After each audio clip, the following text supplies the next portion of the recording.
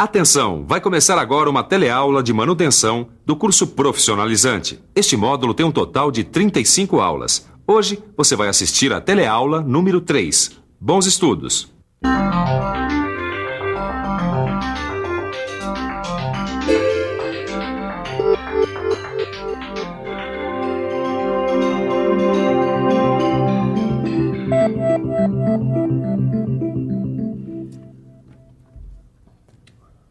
Caminho crítico, diagrama de Gantt, espinha de peixe. Ô, Ananias, o que é isso aqui? Eu não tô entendendo nada, rapaz. É simples, esse é o planejamento da nossa teleaula, não é para menos. Planejamento da manutenção. É esse o assunto da nossa teleaula de hoje. Na teleaula de hoje, você vai conhecer alguns recursos que facilitam o trabalho de planejamento e programação da manutenção das máquinas e equipamentos de uma indústria.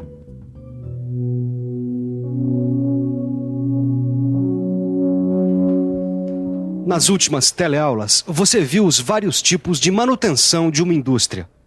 Mas será que você parou para pensar nos riscos que podem acontecer na hora H? Naquela hora em que não tem mais jeito e em que as máquinas e os equipamentos precisam parar para manutenção? A resposta aparentemente é simples: perda de tempo e dinheiro. Justamente para que isso não ocorra, o planejamento procura equacionar o problema de modo que a parada de produção represente o menor prejuízo possível. Bom, pelo que eu entendi do seu planejamento para a nossa teleaula de hoje, o primeiro assunto que a gente vai ver é a rotina, é isso? É isso aí. A gente vai conhecer o planejamento da manutenção desde o seu início. Com certeza, tudo começa pela chegada das requisições de serviços para a manutenção. Chegando uma requisição de serviço, a equipe começa a trabalhar. O primeiro passo é definir qual é o serviço e como ele vai ser executado. De posse dessas informações, os técnicos podem definir que grupos vão participar do serviço e que ferramentas ou materiais vão ser utilizados.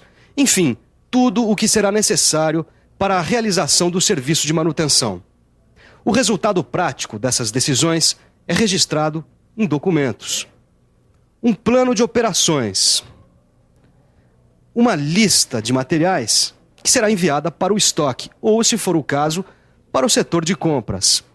Várias relações e ordens de serviço. Mas se para executar o trabalho são necessários estudos especiais, será que existem outros procedimentos que precisam ser seguidos? Bom, quando há necessidade de execuções de projetos ou quando o orçamento é maior do que o esperado, o setor de planejamento requisita os serviços da engenharia de manutenção. Essa providencia os estudos necessários e verifica a viabilidade econômica. De posse de todas as informações necessárias, o planejamento envia o plano de operações para o setor de programação. Lá é feito um cronograma e os programas de trabalho.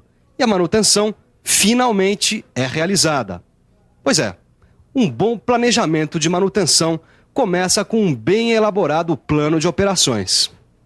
O plano de operações nada mais é do que um registro do planejamento de todas as operações que vão ser realizadas na manutenção ou no conserto de uma máquina ou equipamento, tendo sempre como meta, é claro, um mínimo de perda de tempo e de dinheiro. Confira só no nosso arquivo. Um plano de operações deixa claro o planejamento realizado e é importante incluir a lista dos serviços que vão ser executados, a previsão do tempo que vai ser gasto, as especialidades e o número de profissionais que vão executar o serviço, a sequência das operações de trabalho, a emissão de ordens de serviço, de listas de materiais, da relação por grupo e ainda outros documentos que variam conforme a empresa. Viu só? Que uma manutenção envolve um monte de coisas e de pessoas. É isso mesmo, Caio. Mas como é que essas pessoas ficam sabendo de maneira clara qual é a sequência dos trabalhos? A resposta está aqui, ó. Diagrama espinha de peixe.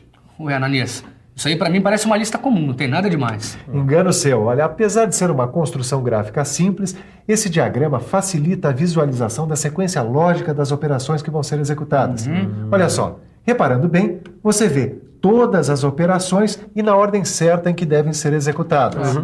E além disso, com esses dados, dá para fazer o diagrama de Gantt. O diagrama de Gantt é utilizado pelo menos desde o início do século. Observando as barras desse diagrama, fica fácil perceber a dependência entre as tarefas que vão ser executadas, ou seja, qual atividade tem que ser realizada antes, qual atividade que tem que ser realizada depois. Não deu para entender? Calma que você já vai ficar por dentro.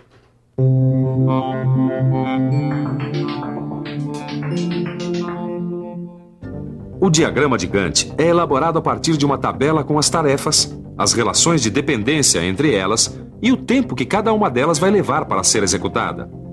Esses dados são transformados em barras, cada uma delas com um tamanho diretamente proporcional ao tempo de execução real da tarefa.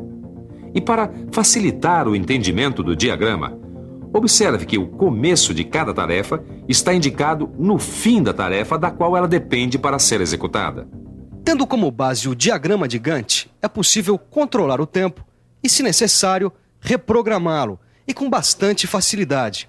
Agora, mesmo com tantas utilidades, existem certas questões que esse diagrama não é capaz de resolver. Dá só uma conferida. Observando o diagrama, fica difícil saber, por exemplo, quais tarefas ficariam prejudicadas se a terceira tarefa atrasasse um dia, ou ainda, quais tarefas seriam críticas para a realização do trabalho. Foi justamente para solucionar as questões que o diagrama Gantt não é capaz de resolver que foram criados dois métodos em 1958, o PERT e o CPM. O PERT, Program Evolution and Review Technique, quer dizer Programa de Avaliação e Técnica de Revisão. Esse programa foi desenvolvido pela NASA com o objetivo de controlar o tempo e a execução de tarefas que seriam realizadas pela primeira vez. E o CPM, Critical Path Method, ou melhor, Método do Caminho Crítico, foi criado na empresa norte-americana DuPont, com o objetivo de realizar as paradas de manutenção no menor prazo possível e com um nível constante de utilização dos recursos. Calma. Antes de vocês começarem a fazer perguntas, pode deixar que eu explico. O PERT e o CPM são dois métodos praticamente idênticos, só que as empresas usam mais o CPM. Dá só uma olhada. Esse gráfico aqui, ele é montado com flechas, círculos numerados e linhas tracejadas. Tá bom, mas o que são essas flechas, círculos e traços? Essas flechas, círculos e traços indicam, na verdade, as operações que vão ser realizadas, a atividade imaginária e o ponto crítico. Calma que eu explico. Olha, o diagrama de flechas é um gráfico. Cada flecha indica uma operação. A cauda indica o início e a ponta o final da operação. Agora eu entendi. As flechas são usadas para indicar as relações entre as operações. É isso aí. Assim, o pessoal da manutenção, quando olha um gráfico desses, sabe qual operação deve vir no início, quais as operações podem ser feitas ao mesmo tempo e qual deve vir no final. Tá bom, o diagrama de flechas deu para entender. Mas e essas flechas tracejadas aqui? As flechas tracejadas são usadas para facilitar a identificação da dependência entre as operações que vão ser executadas. Elas são chamadas de operações imaginárias. Dá só uma olhada nesse gráfico. Por exemplo, pode-se perceber que a operação W deve ser realizada antes que a operação Y. K deve preceder Z e Y deve vir depois de W e K. Se a gente imaginar que essas operações são tornear, montar ou testar uma peça, dá para concluir que cada uma delas requer um tempo de execução, enquanto que a atividade fantasma é um ajuste do cronograma. Ou melhor, depende apenas da programação. Até agora você viu como as operações e a relação de dependência entre elas são identificadas no CPM. Mas e o tempo? Ou melhor, está faltando um dado essencial para o planejamento, o tempo das operações. E ainda, além do tempo, que é indicado na seta, outro dado muito importante é o nó ou evento. O nó é apresentado com uma numeração aleatória em círculos desenhados no início e no final de cada operação. A grande diferença entre o tempo e o nó é que o nó é um instante, ou melhor, é um limite entre o início de uma atividade e o final de outra. Tá tudo bem, Ananias, mas e daí? Daí que, observando esse gráfico, a gente pode descobrir o caminho crítico. Como é que é?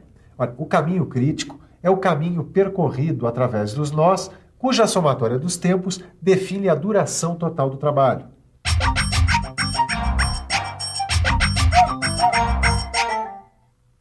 Através do caminho crítico, é possível saber a duração total do trabalho e ainda a folga das tarefas que não afetam o término do trabalho. No caso desse CPM, por exemplo, existem 3 caminhos de atividades levando o trabalho do evento 0 ao evento 5. A, B, D, F, com duração de 11 horas. A, C, E, F, com duração de 9 horas. Ou A, B, atividade imaginária, e F, com duração de 10 horas. Quer dizer, então, que o caminho com maior duração é o que vai determinar a duração do projeto? E esse é o caminho crítico. Sabe de uma coisa? Eu ainda não entendi qual a vantagem de se conhecer o caminho crítico num planejamento. Pois saiba que são vários os motivos. Através do caminho crítico, dá para saber, por exemplo, se vai ser possível cumprir ou não os prazos estabelecidos.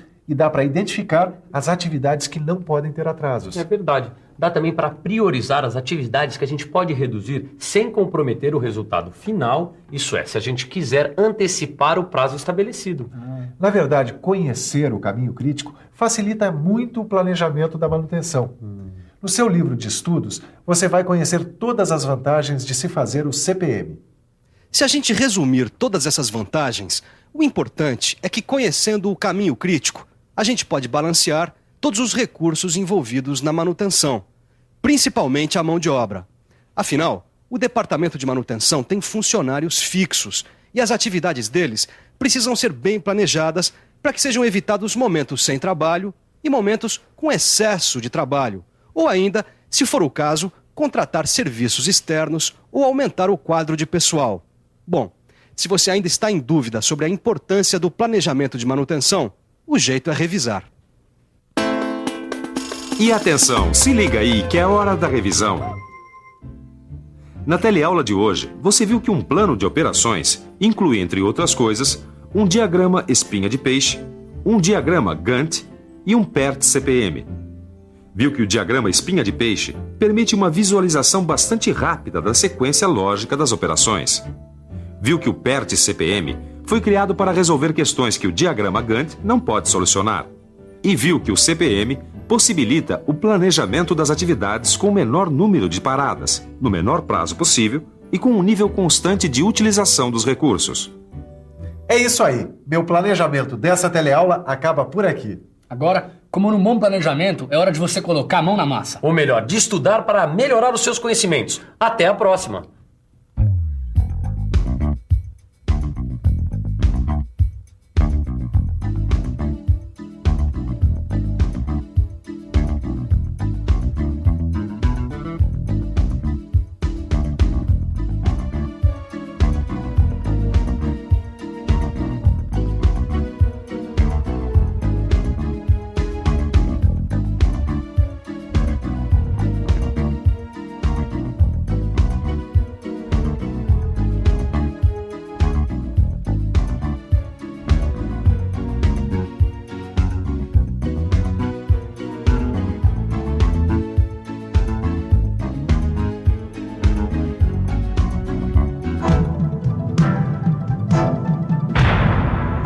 Telecurso 2000, um programa de educação do Sistema Fiesp e da Fundação Roberto Marinho.